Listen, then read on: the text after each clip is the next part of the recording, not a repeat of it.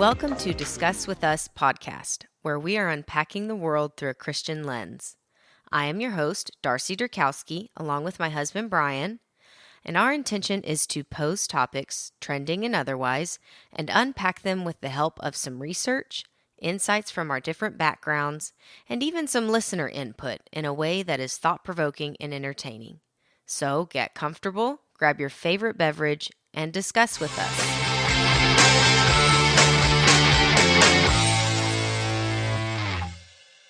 Welcome back to another episode of Discuss With Us. We are plugged in. It's recording enabled. I won't do this again. Yeah, no, it was recording enabled last week. It just didn't pick up our soundboard. Yeah, well. Which was my bad. I usually double check it. It's been a while. Yeah, it has, since we've done studio sessions. So, okay, so last week we touched on New Year's goals and budgeting, and one of those was trying intermittent fasting. We told the people we'd give an update, so you go first. It has its ups and downs. Yeah. I normally am not hungry for breakfast unless I've done any kind of workout or something in the morning. Like I usually have to force myself to eat. And immediately deciding, all right, we just won't eat breakfast anymore. Now I'm hungry every day. So I don't know what that's about. Yeah. What Other about thoughts? you? I don't mind it. You traveled a lot last week, so I feel like you didn't get to hone it in as well as I did. Well, yeah. So. But I didn't mind not eating breakfast. I just was hungry, ironic. Like normally I'm not hungry in the morning. I just eat anyways. Yeah. Which I guess is kind of the point, but I don't know.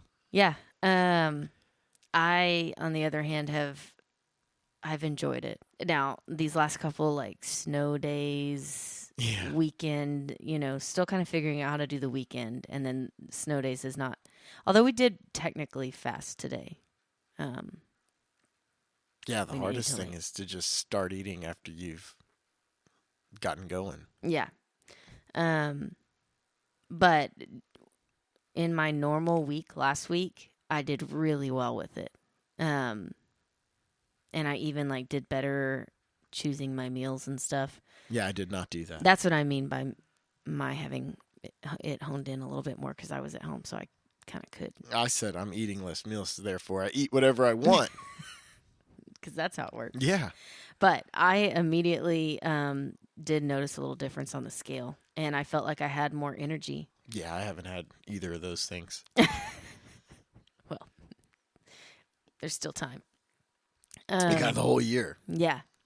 The other thing is, since we're breakfast people and we're cutting out breakfast, we did decide to do breakfast for dinner so we could still, have those foods. Which we've done that before, especially for the kids, but we've also been eating the same. I made gumbo the other day, and so we've been eating that for both our meals every day. Yeah. So I ready like for it. Something new. But yeah. So combine that with we don't eat breakfast right now, so I was craving super excited to make it. So that was fun. Yes, it was.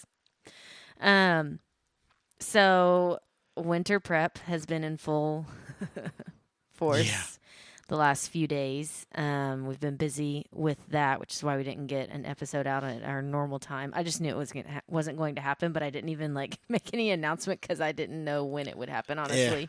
Yeah. But we're hanging in there, doing okay. Tonight's supposed to be the really terrible hard freeze, so we'll see how it goes. Yeah. Hopefully we're good. Yeah. But to introduce the topic for today, a couple of days ago, I was thinking about the impending winter weather and stuff and how we would be kind of holed up in the house. And I was thinking to myself, maybe I'll be able to, Brian will be around all day, so maybe I'll be able to get in a little time where I read my Bible instead of just listening, to my podcast or just doing the plan. Maybe I'll sit down and read more.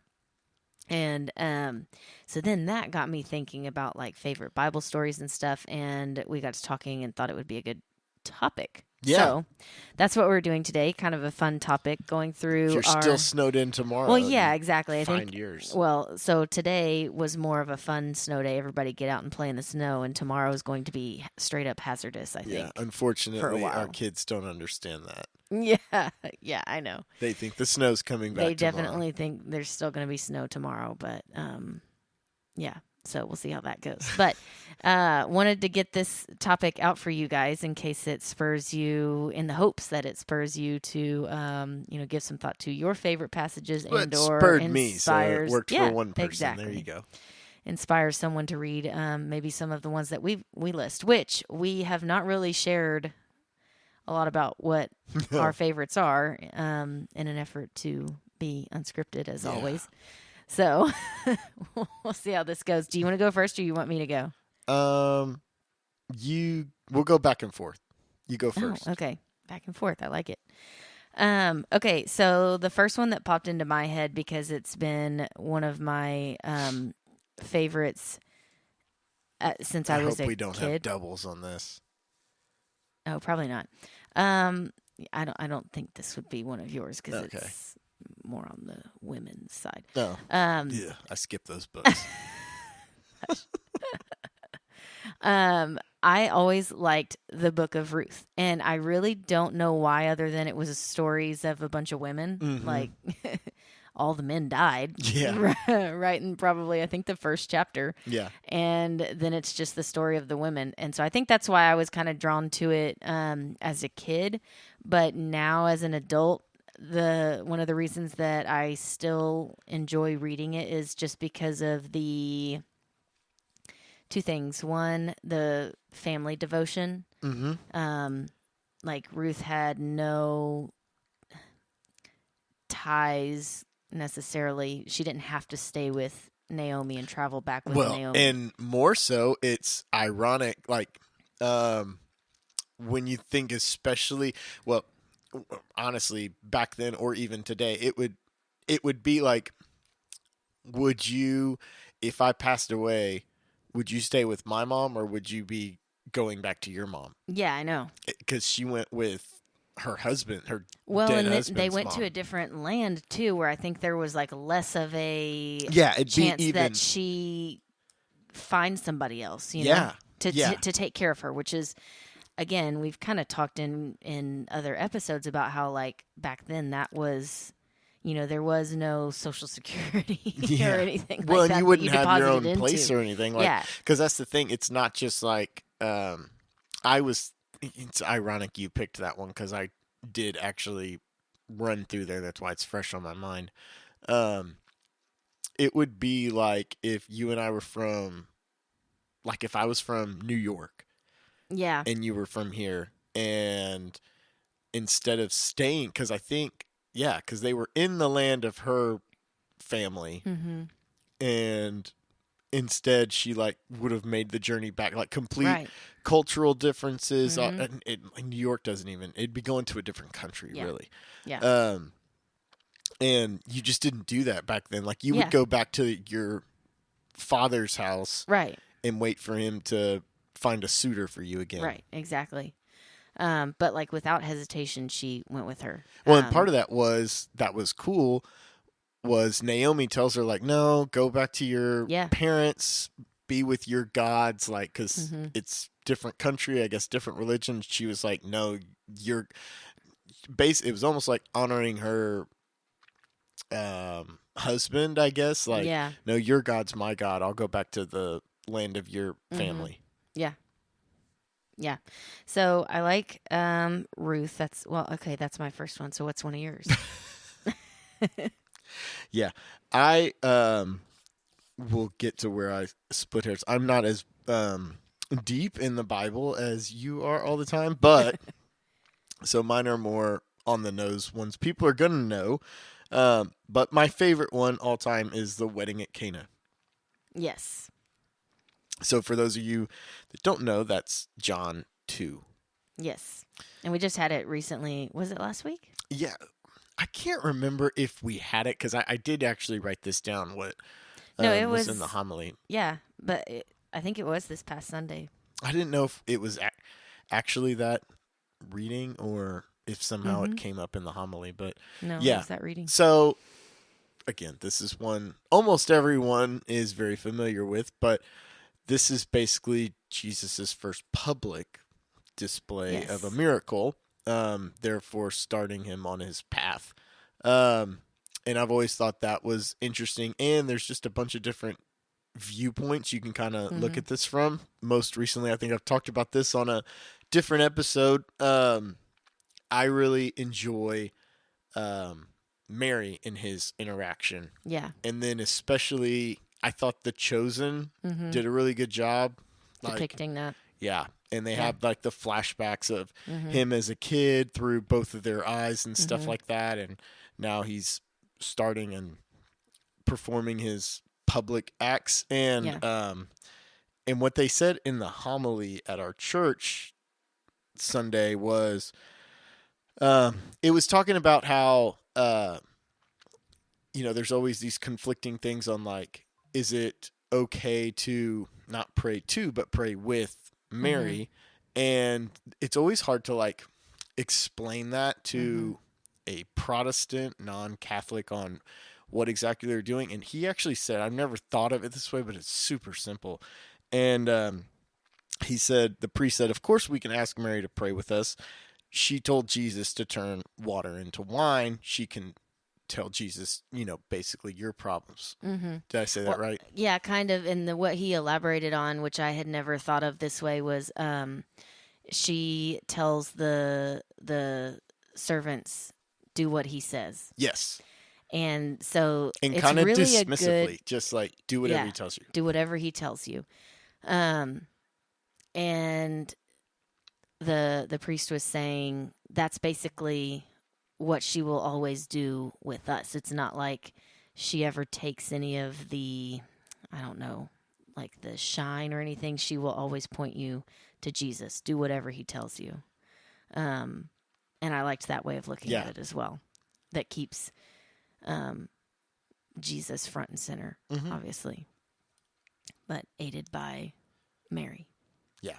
So if you're on, I liked, wait, before you move on, I liked how the priest also pointed out that, Jesus loves marriage and weddings. That's, like mm-hmm. that there's no coincidences. Right. It's Ah, not a coincidence that he, I must have been holding a kid during that part. I missed that part. That's good. yeah. It's true. Mm-hmm. So I like that part too. I cut you off. What were you going to say? Oh, I don't remember now. You're number 2. Okay. The story of Esther. I'm staying on my women here, women of the Bible. Some women empowerment celebration Well, I didn't know it's about. like as a kid, like you look for yourself. I mean, and as an adult too, but Mm-hmm. especially as a kid, you're Now, looking for yeah. yourself in the scriptures and stuff, and so you are drawn to women. But I like the story of Esther, and I actually brushed up on that, knowing I was going to, because I haven't read it Yeah. through in a long time. But I was reading it, and a couple of things stuck out to me. It starts off with the former queen, having been basically like banished because what did she do? Do you remember? She did something right in the beginning that dishonored Yeah, I did not him, run through this one. dishonored the king, and so he was like, no, we don't. And it goes on this. The whole first part of it is like, well, we have to shut this down, or all the women are going to treat their husbands this way. That's like what it says. Which, I don't know. It's just funny. And then you get to Esther, who's chosen by the king, and then because her people's lives are all on the line, he's going to go after all the Jews, Mm-hmm. because Mordecai didn't bow down to, I don't know how you say this guy's name, Haman. Oh, yeah. And so they're going to go after, and annihilate all the Jews. And so Esther fasts obviously she speaks with Mordecai, who's fasting as well, and he's like, "You've got to go to the king." She's like, "I can't. That's illegal. I have to wait to be called." And it's like he would call her like every maybe 30 days or so, and she was like, "That's illegal. I can't do that." And he said, you've got to. And so then she says, "Okay, well, I'm going to fast for I think like 2 days. Have everyone fast with me and pray, and then I'll go to the king. And if I die, I die." That's what she says. Yeah. And so number one, her courage. Number two, I like, and I picked up on this as a kid even, but especially now as an adult. I like that. I like the practice of fasting. Mm-hmm. And I don't mean just intermittent fasting. But I like the idea of fasting, and I wonder if maybe I should like do more of that throughout the year for different things. Like we should bring fasting back, because that was a very regular practice. Yeah. Obviously back in biblical times, Mm-hmm. and even up until until the 60s, I think. Yeah. So and just what a kind of a powerful act of discipline and keeping your focus on Jesus, and like what's the word I'm looking for? Uniting your struggles with him. So anyways, I always loved that part of it. And then obviously Esther approaches the king, and spoiler alert, it goes well. But it's also like contrasting the former queen.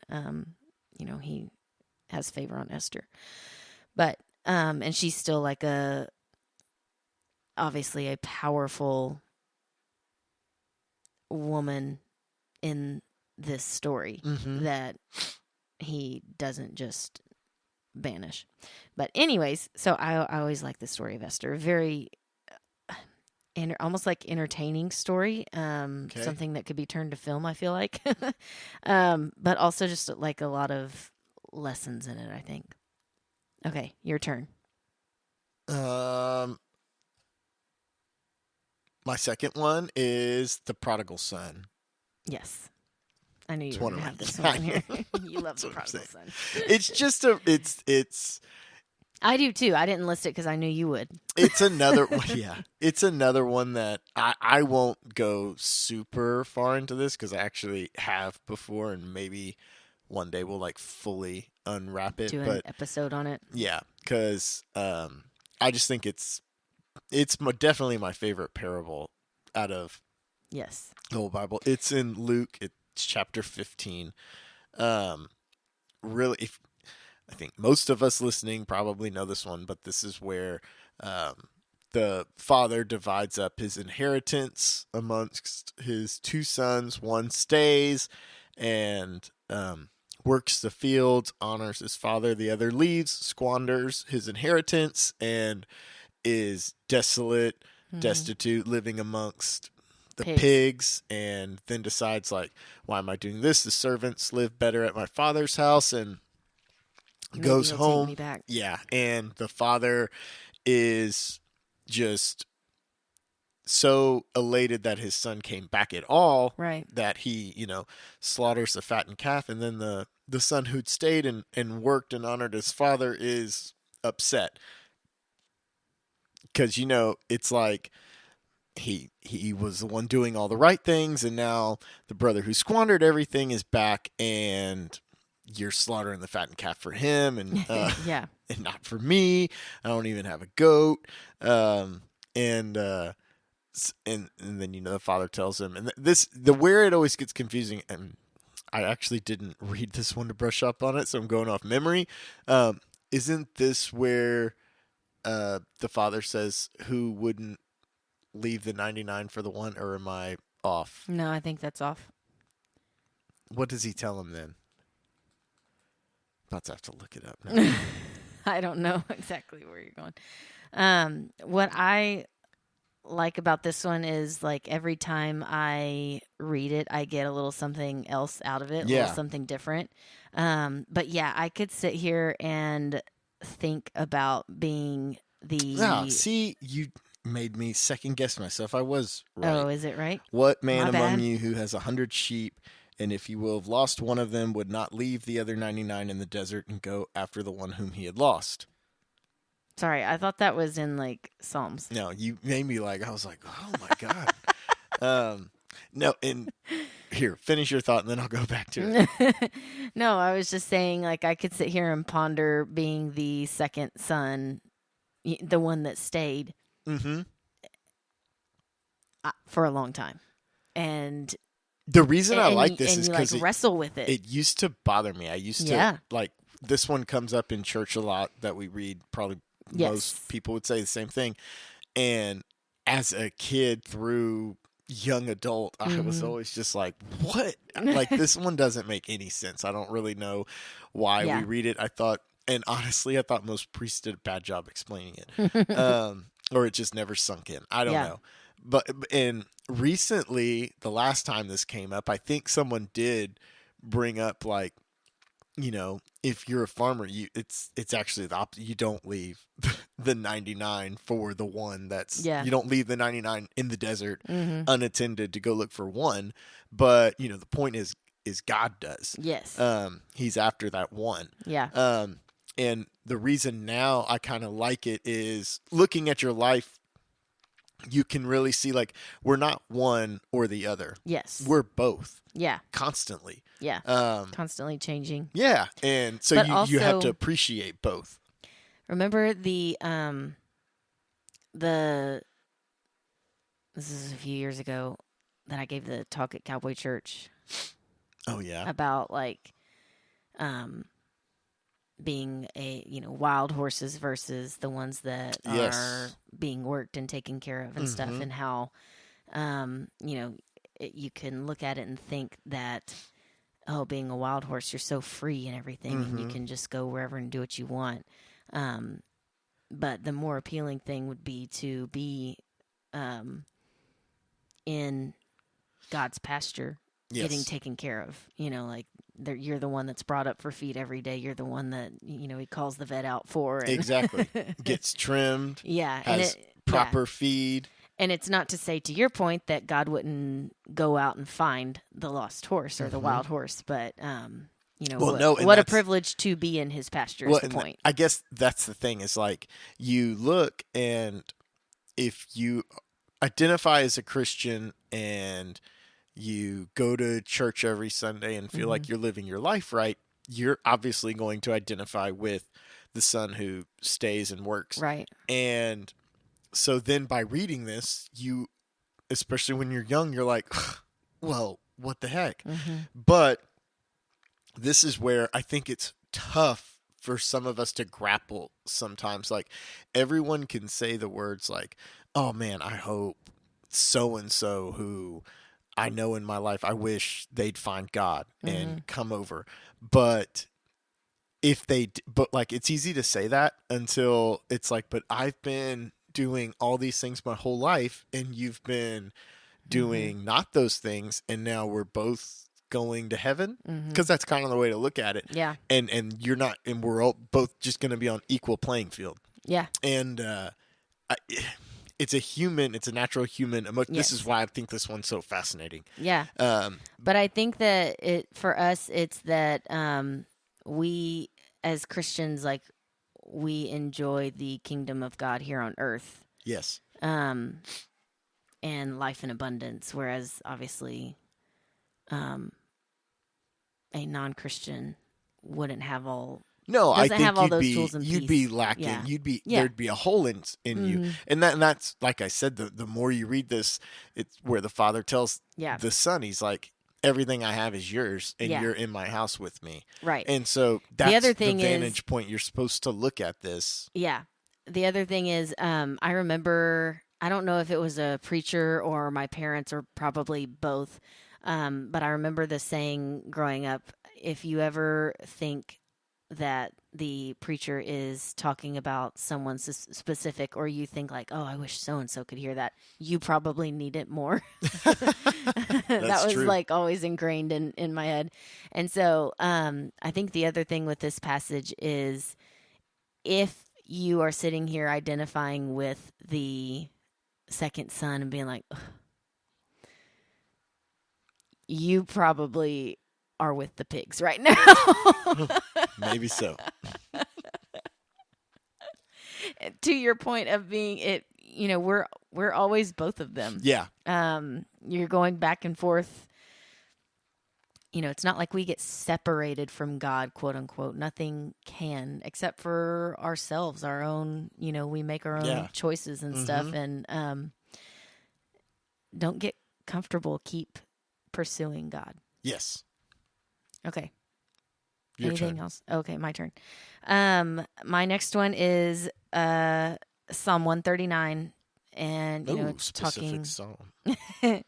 Well, again, going back to my youth, and I was a little older. I was a teenager, and we memorized this psalm. I Oh. do not have it memorized. No, You come looked on. you looked at me with those big eyes like I was Yeah. about to spout something off. Let's No, do it. June Um, does it. I know he does, but this one is about how I knew you before you were in your mother's womb, Okay. fearfully and wonderfully made, all those things. And so it's just the whole psalm is a really beautiful psalm. So I've always liked that one. Short and simple. Go read it. Okay, you're up. Oh man. Quick turnaround. Yeah, I was not. I thought I was gonna have some time to figure this one out. Well, I know what it is. I'll be perfectly honest. I did not finish reading all of it. Okay. But it's one of. This is even going to be like, it'd be lying to say this is one of my favorites. But what I was doing was the first two, Cana and Prodigal Son, those are more well known, and those are two of my favorites. So Yes. then I was like, let me go grab something from the Old Testament. But I didn't want to do another like, oh, let's do Moses or or Abraham. I was like, let's dig a little deeper. You were looking for that B-side story. Yes, I was. I got a couple of the hits. I need a B-side so everyone thinks I know stuff. Oh man, he likes that. So I was flipping through the Old Testament a little bit, and playing a game. What page can I land on, and see where that takes me. But so I will say, I was running through, and see, I figured, I actually thought you would say Job. So I glanced through Job. I think Job's always a hard one to read, honestly, because it's just like, oh my gosh. I don't know in what life you think I would choose Job. Well, I don't know, because we've talked about it recently. Well, yeah. I actually had that one listed under a different category we'll get to later. So I was looking there, but I was like, I can't pretend I like this one.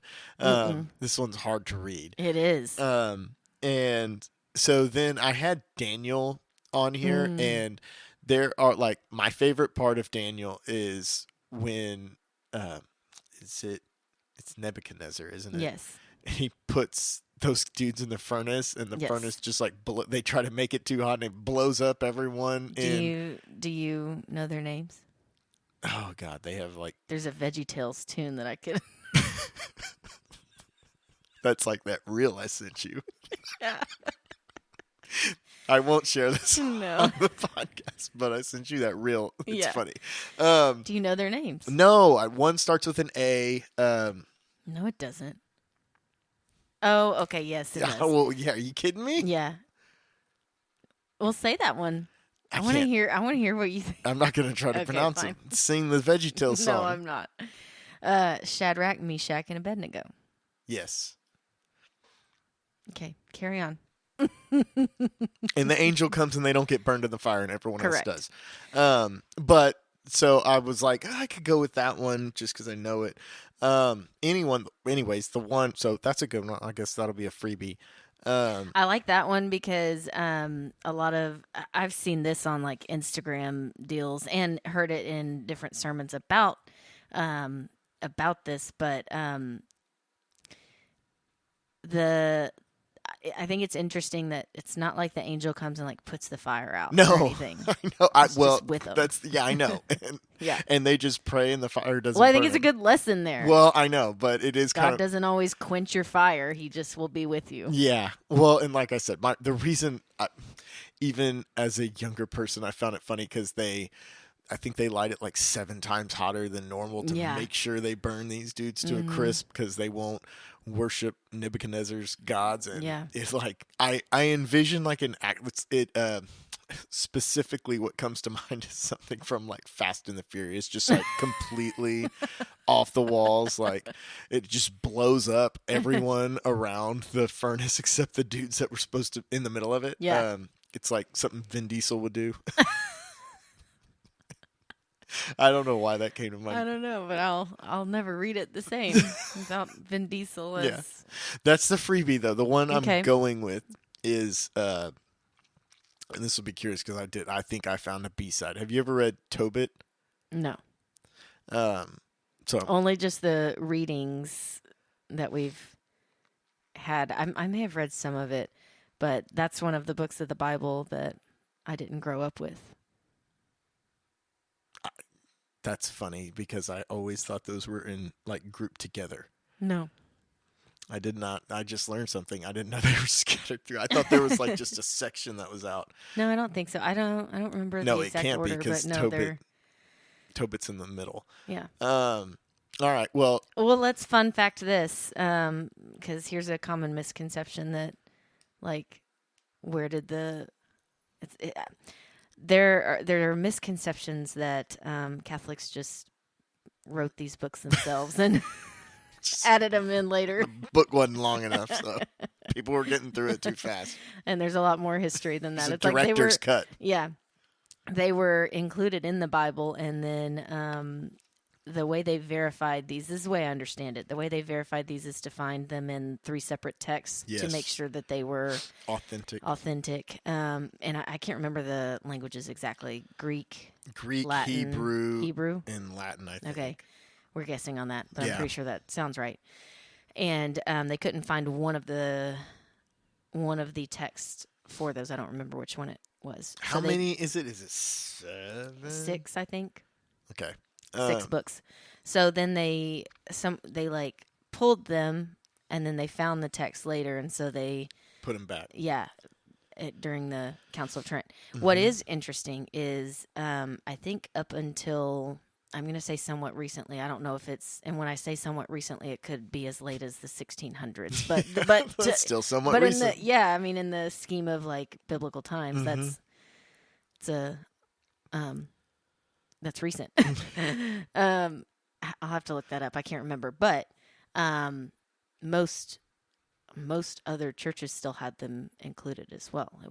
It was more recent that they were pulled. Oh, yeah. Yeah. No, that's true. Okay. Anyway, Tobit. Well, then that's going to make this. I didn't go B-side. I guess I went C-side, but Catholic. this is like the bonus track off an unknown album. C-side for Catholics. Yeah, Okay, yeah, carry there on.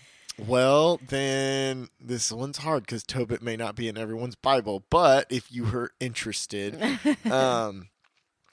I would say Tobit is almost like a slightly better version than Job. Okay. Is almost the best way to kind of describe it. So the reason, so I'm literally flipping through the Bible, and I was like, I think I like Tobit. Let me look in here. Mm-hmm. And he was in the very beginning you're reading, and he was just a really fear of the Lord was like ingrained in this dude. Mm-hmm. And I don't know if you would, I mean, he was definitely just really obedient, but definitely like fearful. Like it was like, I got to do this because I don't want to get smited. And what I liked is, I'm trying to find it, and you went way too fast on your psalm, but somewhere in here, he just did a really good job of like, they weren't they were poor, but it was mainly because if he had something extra, he was giving it away. Mm-hmm. If he was able to do something to help someone, he was doing that. Mm-hmm.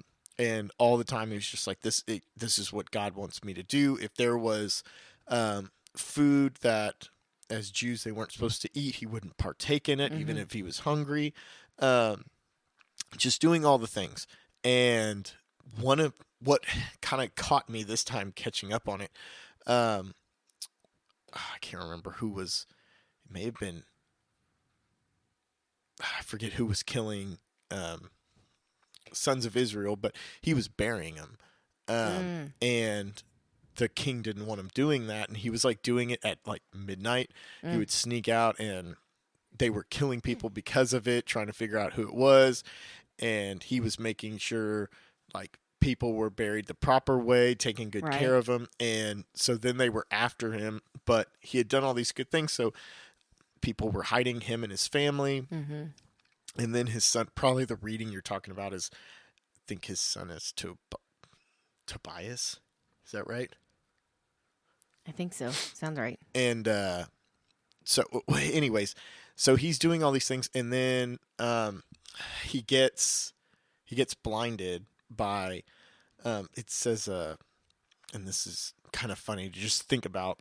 In the old days, it says he was sleeping, I think, and swallow, I guess, Oh. pooped on him, Yeah. and so then he was blinded. Um, and then so he sends his son to go.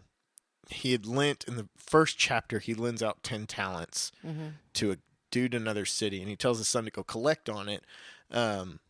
And his son like has no idea where he's going. And then Raphael the angel accompanies him, and they catch this giant fish. And the angel tells him cut out the heart and the liver and forget some other organ. And one of the organs he cuts out is, I think that's what heals his dad. Mm. And then one of the organs is how, golly, I'm not going to think of her name, but he ends up wedding the. This is the reading I think you're talking about. This is the one we typically read, is where the girls had like 7 husbands and they've all died by a demon. And Mm. when he marries her, he can't be with her for like 3 or 4 days or something. He has to burn what's this fish he gets. I don't know. It's just a cool story. Yeah. And it's interesting. So I was like, oh, I didn't I didn't realize how deep of a dive it is, but it's a good one. If it's not in your Bible, I get it, but maybe you can find it on the internet because it's an interesting story. Yeah. There you go. Back on me. Can you get one? Can you get one like that? No. This is my final one. All right. The whole book of James. Oh, James Because is like, I would sum him up as like tough love. yeah, well, it's like punish yourself and never come close, yet also is good stuff to think about. Yeah. It's James tough is love. a hard read because of that, though. Well, I like it though. It's like convicting in all the right ways, I feel like. Yeah. And I did a Beth Moore study on it many years ago, probably like 10 years ago now. And it was a really good study. Obviously, Beth Moore does a great job. But it was super interesting. And James is another one of those that you can just read over and over and over, and you can know the passages. And then the day that you're reading it, it's just still like, oh, like I said, it's convicting, which is healthy. So I put the whole book of James. Do you have any more? Or are you done? No, but I did. You gave me just enough time to. Oh, I skipped one. Oh, good. Keep going. I just realized. I have a like very, I don't know, like personal connection to Luke 2, the story of Jesus' birth. Because when I was little, we would always read Luke 2 before we opened presents at my nanny's house. And so that was always ingrained. That's always what we did. We would sit down and read the whole chapter before we started any of the gift giving and stuff like that. And I think we even did it at my other grandparents a couple of times too, like reading through Luke 2. And then so as I was in, I don't know what grade, but elementary school. We did, I guess it was like some kind of talent show. And I memorized Luke 2 Whoa. through like, I don't know. Well, let's have it. No. All these, everyone out here is like, this girl claims to have memorized all these things, and she didn't even know I that did. Luke 15 has leave the 99 for the one. She said that was in the Old Testament. I thought it was. It probably is somewhere. No, Luke 2. It's like in those days in the land of. Hey, okay, here we go. No, that's it though. But yeah, I did that all the way through when the angels are singing glory. And that's it. But I just have a very like a personal affinity to Luke 2. It's very nostalgic for me. And I read it to our boys on Christmas morning before we go open gifts. Very nice. So while you were doing that, you actually gave me time. So because everyone's on the edge of their seat, like, I got to figure out where this Tobit book is.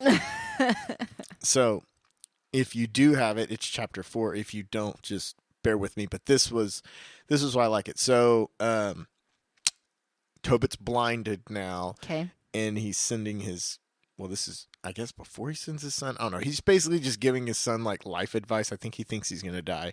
Okay. So he says, and he said to him, "My son, hear the words of my mouth and set them like a foundation in your heart. When God will receive my soul, bury my body, and you shall honor your mother all the days of her life.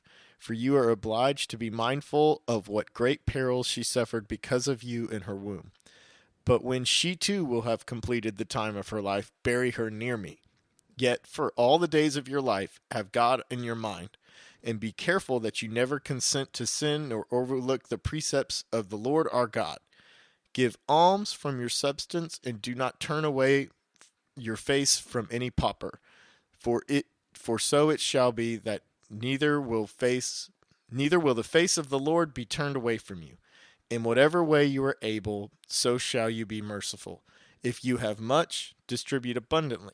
If you have little, nevertheless strive to bestow a little freely. For you store up for yourself a good reward in the day of necessity." Oh, I like that. I know. So when I made it that far, and I was like, yes, I do like this. Mm-hmm. It's just, take that in. There's a whole lot of goodness in there. Yes. Very good. Okay. You said that was it, though? You don't have any more? I gave you a freebie with Daniel, I guess. No, I know. Okay, I'll move on to my final question that I didn't share with you. Surprise. Typical. What excerpts or stories don't you like, and why? I'll go first and give you a minute to think about it. I struggle with Job. Yeah, Job's hard. It's hard to glean. You read other stories, even like you just said with Tobit. It's like there's a story there, there's an ending, there's a lesson, something pretty easily drawn from it, maybe multiple things drawn from it, maybe, very dynamic.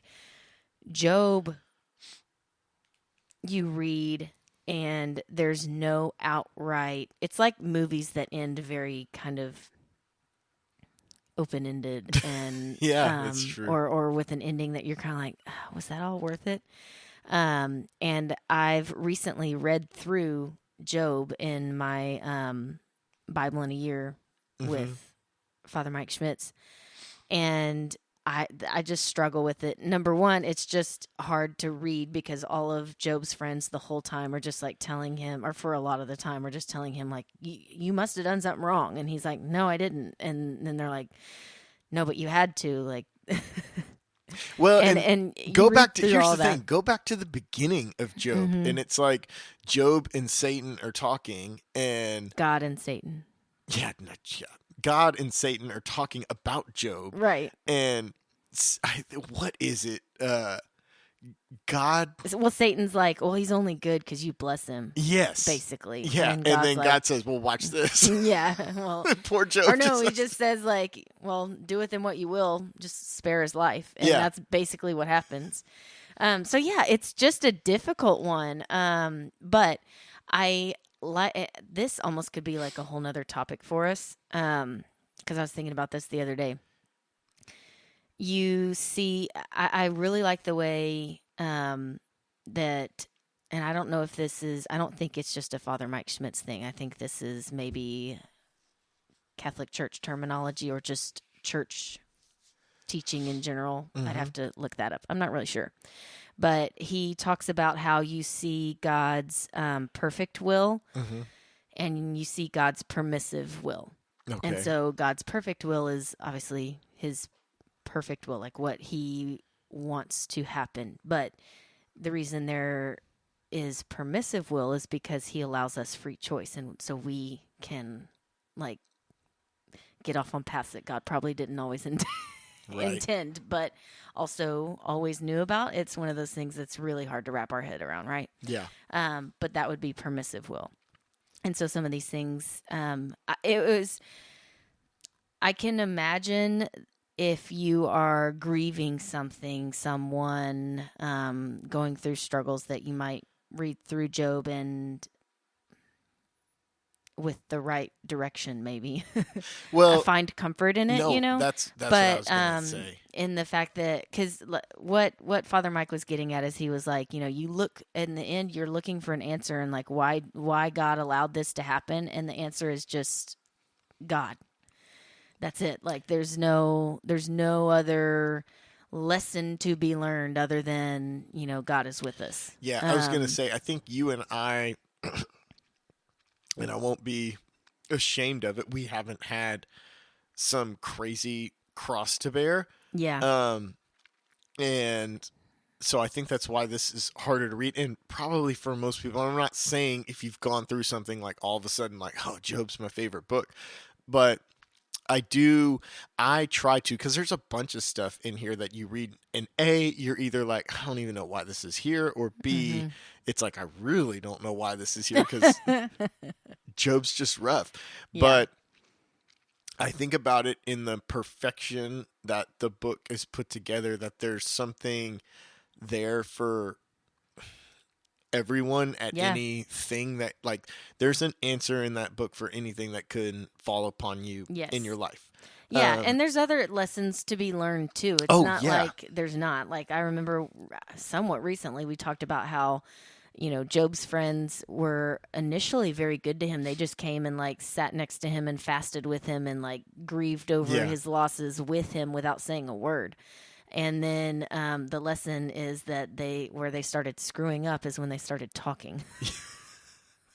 Which There's is so really true. something to be said there. Yeah. So there's lessons and stuff. I guess I'm just getting at that's a tough book. No, That's, it is. but I also do think that it is very healthy. You know, when you come across something that's tough to read or you can't find, you know, the meaning yet, come back to it, read it again, or tuck it away for another day when it might make more sense to you. But wrestling with it is a good thing. On that note, what's something that you struggle with in the Bible? I know. Here you go.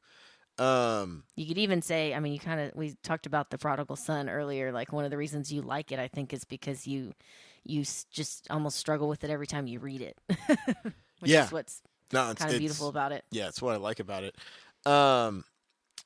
Revelations has Oh, always yeah. been tough for me. I can't even hardly speak on it because I've never made my way all the way through it. Yeah. It's hard to read. Yeah. So I guess I'll throw that No, out that's a there. good one. This is so ridiculous because I only wrote 4 things down on the paper, but go. I'll get my last one out in a minute. What else do you have? Oh, that's it. Okay, then I'll segue with it like this. This will be smooth. Watch this. So, kind of the point here was, these are some stories or books that we found interesting out of the Bible. maybe something to go dabble in. But if you are like me and struggle sometimes, like where do I even start, anything like that, the one thing that it worked for me thus far, I decided, you know what, I'm going to start, and I made it through the first few chapters today just while we were thinking about it. Acts of the Apostles. Hmm. It's a good place to start because it's picking up. Well, my favorite chapter 2 is Pentecost, Mm-hmm. when they receive the Holy Spirit and kind of go out, and all of a sudden they can understand the tongues of Yeah. everyone else, and it's freaking them out. And then Mm-hmm. they it's just kind of literally what they were doing after the resurrection of Jesus. And Yeah. so that's actually where I'm going to start now. So this episode worked for at least one person. But if anyone wants to start in the same way, that's, I kind of was like, you know what, this would be good. I'll make it through all the acts, and then the Gospels and stuff. You probably have at least some reference, Knowledge of, yeah, yeah. and so that can almost be hard because you can make it through that like skipping stuff, almost like, oh, I Yeah. read this. So that's why, like, I mean, I've read a lot of excerpts from Acts, but never just like straight through. Yeah. So No, that's a good one. I'm following the Bible in a year very, very, very slowly. that was last year. Where are you? I know. But I'm plowing ahead with it because I'm done with Genesis and Job and on to others. And I am enjoying it because there's so much more depth in the genealogy of Jesus and others that has been pointed out through the podcast. And so, if you're struggling with those books, I would say find some kind of like study to help support and make it interesting and Yeah, I connect almost the think dots. you have to. Yeah, I think you Because have to I will not be able to do that. to get something, to really get something out of it. I mean, God can work with anything, but I would say He's provided some pretty good studies Right. over the years. So yeah, we hope this inspires you to go read through or study or just reflect on one of these passages or another one that you may like. I'm sure I will put a comment box up for your favorite Bible stories on our Instagram. Tell us your favorite part of Tobit. Yeah. Our Instagram is at discuss underscore with us. Yep. You made it. Why are you looking at me? Yeah, I know. So yeah, hope it inspires you in some way, and hope you can be under a blanket tomorrow, Yeah. either listening to this podcast or You're in the South and you're cold. Get a fire, a blanket, and the Bible. I'll be in Acts. Yeah. And finishing Tobit. I'll be finishing Esther. I made it almost all the way through. So no more snowball fights, but yeah. All right. Well, as we have unpacked everything in the Bible, or at least a little bit of it, Yeah. you go discuss.